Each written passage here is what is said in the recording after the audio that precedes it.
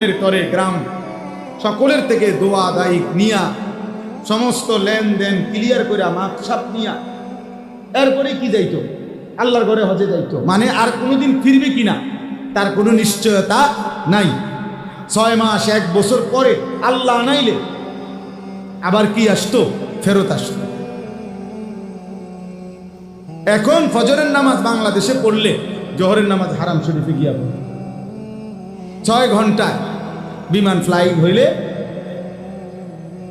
Dhaka airport থেকে জিদ্দা 6 ঘন্টা পরে নাম, মাত্র 6 ঘন্টা। তাইলে বলে যাই হোক, আমার বলার উদ্দেশ্য হলো প্রিয় ভাই নওজোয়ান, মোবাইলের এই আসক্তি একদিন ফকির বানায় দিবে। একদিন ঘুম থেকে জেগে দেখবা তোমার কিছুই নাই, কিন্তু তোমার গুনাহগুলো রয়ে গেছে। একদিন হারামগুলো সব রয়ে গেছে।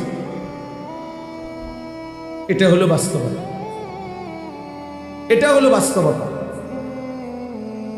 আল্লাহ তাআলা আমাদের প্রত্যেককে হেফাজত করেন। কোরআনুল কারীমের 18 নম্বর পারা 24 নম্বর সূরা, সূরা নূর, এই সূরার 30 নম্বর আয়াত আমি পড়ছি এইমাত্র। এই অল্প একটু সময় আমি এই আয়াতকে সামনে রেখে অল্প কিছু কথা বলতে চাই। আল্লাহ তাআলা আমাদেরকে তৌফিক দান করেন।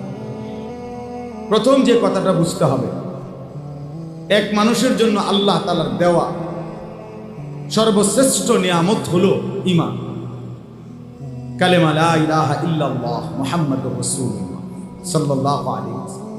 তন্মধ্যে সর্বশ্রেষ্ঠ নিয়ামত, পরিপূর্ণ নিয়ামত ঈমান। কোরআনুল কারীমের মধ্যে আছে ওয়া আসবাগা আলাইকুম নিআমাহু যাহিরাতাম ওয়া বাতিনা। আল্লাহ তাআলা বলেন তিনি তোমাদের উপরে তার নিয়ামত সমূহ প্রকাশ্য এবং গোপন সমস্ত নিয়ামত সমূহ আসবাগা পরিপূর্ণ করেছেন।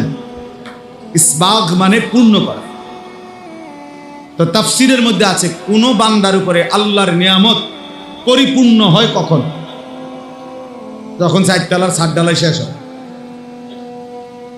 কি বলে উনি যেটা টার্গেট দিয়েছে 4 তলা বিল্ডিং, এটা যখন পূর্ণ শেষ হয়।